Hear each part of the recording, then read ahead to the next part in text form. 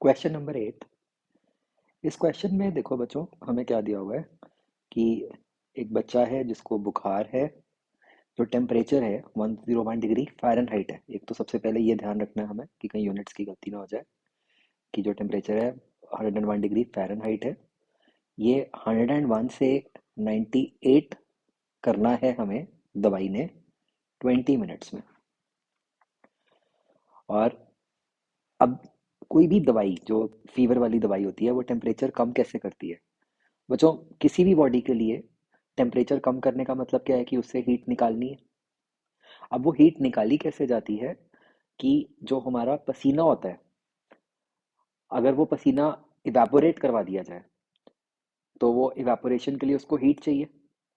तो वो हीट जो पसीना है हमारी बॉडी से लेता है, और अगर बॉडी से हीट निकलती है तो उससे बॉडी का टेम्परेचर कम होता है। तो ये जो फीवर वाली मेडिसिन होती है, फीवर कम करने वाली, वो पसीने के इवेपोरेशन के रेट को बढ़ा देती है। वही हमें यहाँ पे निकालना है कि average rate of extra evaporation, मतलब एक्स्ट्रा मतलब कि एक तो नॉर्मली होता है जो, उसके अलावा कितना पसीना इवेपोरेट दवाई ने करवाया, जिससे कि जो चाइल्ड है उसका टेम्परेचर 101 डिग्री से 98 डिग्री चला गया। तो कुछ बातों का हमें सबसे पहले यहाँ पे ध्यान रखना होगा कि हम जो टेम्परेचर है, हम टेम्परेचर को 101 डिग्री फ़ारेनहाइट से 98 डिग्री फ़ारेनहाइट कर रहे हैं। मतलब जो हमारा डेल्टा टी है बच्चों, वो -3 डिग्री फ़ारेनहाइट है। ठीक है। अब हमें इसको सेल्सियस में कन्वर्ट करना है। तो जो हमारा नॉर्मल फॉर्मूला होता है, मान लो मुझे सीधा कोई फॉर्मूला नहीं याद, अगर मैं बिल्कुल बेसिक से ही डिराइव करना चाहूँ, तो जो हमारा स्केल होता है, याद करें हम कि F-32 over 180 is equal to C-0/100। यही होता है हमारा जो। तो यहाँ से क्या बना, C is equal to 100/180 into F-32। तो इसको अगर मैं कैंसिल करूँगा यहाँ पे, तो ये 5/9 आ जाता है। सो वी नो कि C इज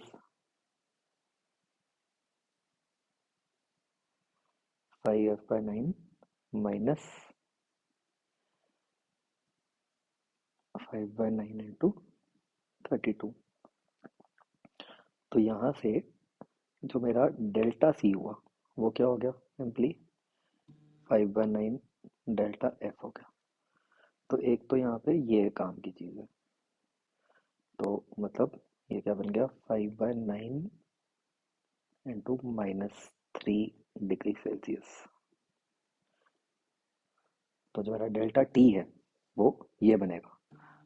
मोस्टली गलती ये हो जाती है कि हम यहाँ पे इसको फ़ारेनहाइट में ले लेते हैं, मतलब डेल्टा टी 3 ले लेते हैं। तो ये ध्यान रखना है वो 3 नहीं है, 3 इंटू 5/9। अब भाई अगर बॉडी का टेम्परेचर कम करना है, ठीक है, हमें देखो क्या करना है। एक 30 kg की बॉडी है जिसका टेम्परेचर कम करना है 20 मिनट्स में, राइट?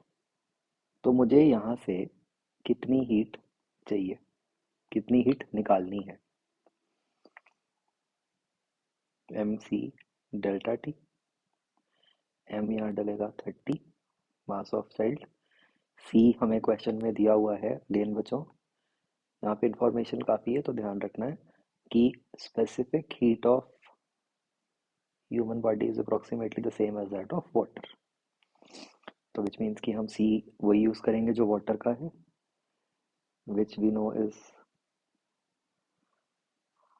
अब मैं यहाँ पे बच्चों सारा कुछ एसआई यूनिट्स में ही बात कर रहा हूँ। तो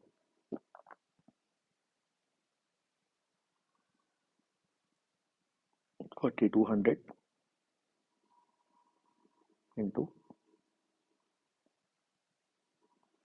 5/9 इंटू -3। तो इतनी हीट हमें निकालनी है।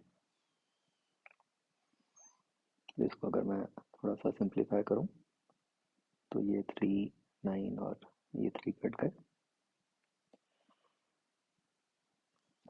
तो मेरे पास बचा -5 इंटू 4200। और ये यूनिट्स क्या बनेंगे बच्चों, अगर हमने यहाँ पे जूल्स में कन्वर्ट किया, इनफैक्ट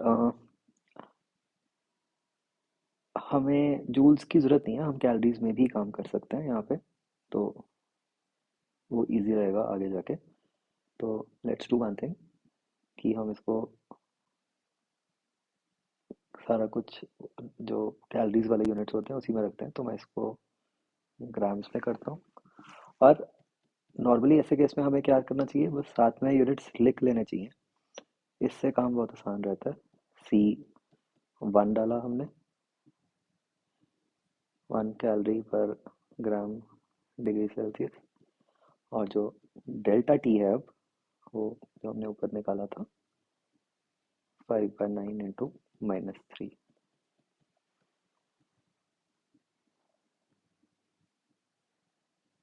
तो ये 339 कट गया,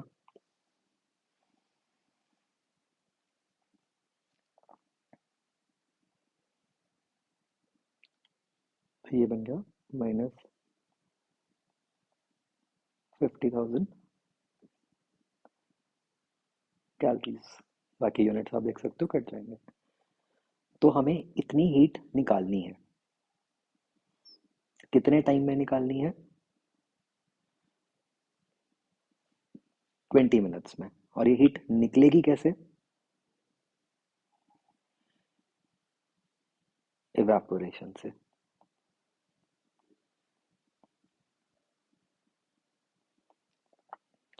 अभी नो की इवेपोरेशन से कितनी हीट निकलती है, तो हम मान लेते हैं कि m grams of sweat evaporate हो रहा है। स्वेट मतलब वाटर इवेपोरेट हो रहा है, तो उससे कितनी हीट निकलेगी, m × l। और वो किसके इक्वल होनी चाहिए, 50,000 के, जो हमने ऊपर निकाला। तो m इंटू एल हमें गिवन है 580। तो अब आप देख सकते हैं क्यों मैंने ऊपर चेंज किया था, बिकॉज ये भी कैलोरीज में गिवन था, तो कोई फ़ायदा ना होता जूल्स में कन्वर्ट करने का, क्योंकि बाद में तो यूनिट्स कट ही जाने थे। तो यहाँ से हमारे पास जो m है वो आ गया है 50,000 अपॉन 580 ग्राम्स।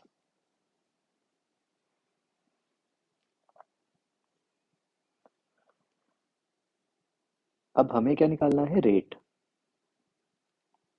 मतलब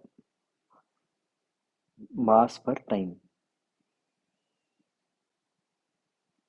ठीक है, हम ये बताना चाह रहे हैं कि पर यूनिट टाइम, देखो क्वेश्चन में उन्होंने एवरेज रेट लिखा है, तो पर मतलब इसका मतलब है कि पर यूनिट टाइम कितना मास ऑफ वाटर इवेपोरेट होना चाहिए।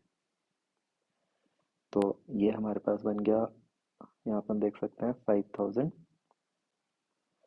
अपॉन 58, और टाइम कितना था बच्चों, 20।